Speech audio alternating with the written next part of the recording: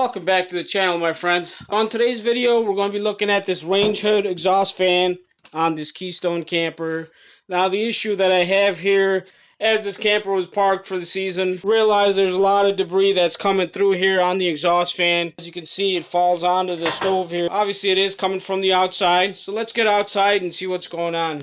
So directly on the outside of that hood, this is the outside exit of it. You can see where the birds were getting in and out of here. And that's our issue. There should be a flapper here, which seems to be missing. And that's all these birds are getting in. And they're nesting right inside on top of the fan. Now, a couple different ways. We could replace this whole cover, which most likely will come with the flapper. Or I'd rather just get a replacement flapper.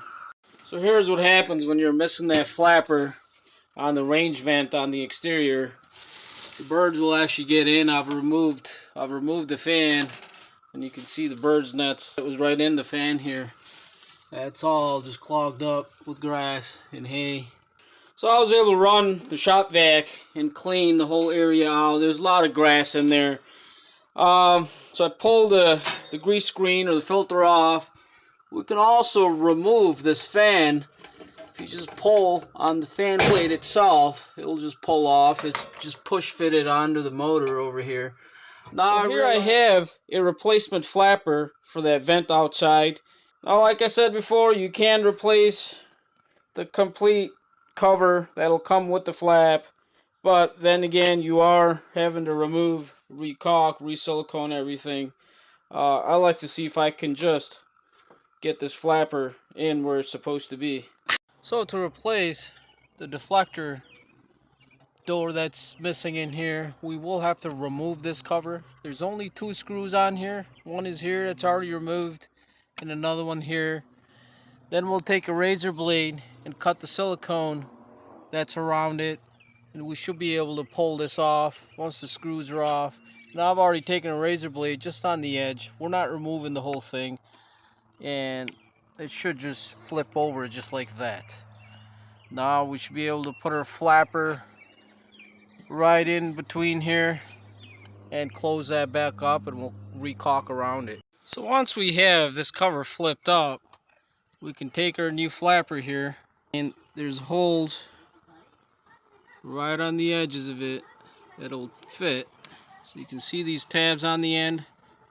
They go right into the cover here. It's gonna be kind of hard to see. My lighting's terrible out here. You might have to fold it a little bit.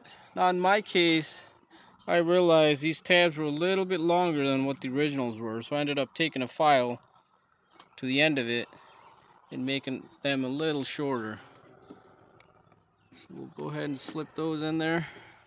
Like I said, you might have to fold it a little bit just to get the both ends in.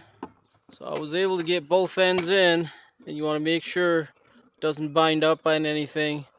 Mine seems to be nice and smooth. Now we can go ahead and close this back up. We'll put our screws back in. And remember, you can manually lock these in. Now that'll stay closed up.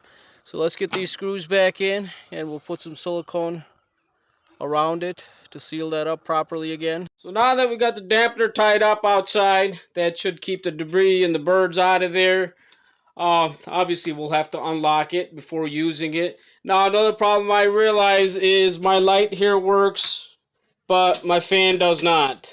So most likely, possibly the motor, or there can be another issue. But we'll leave that for a different video.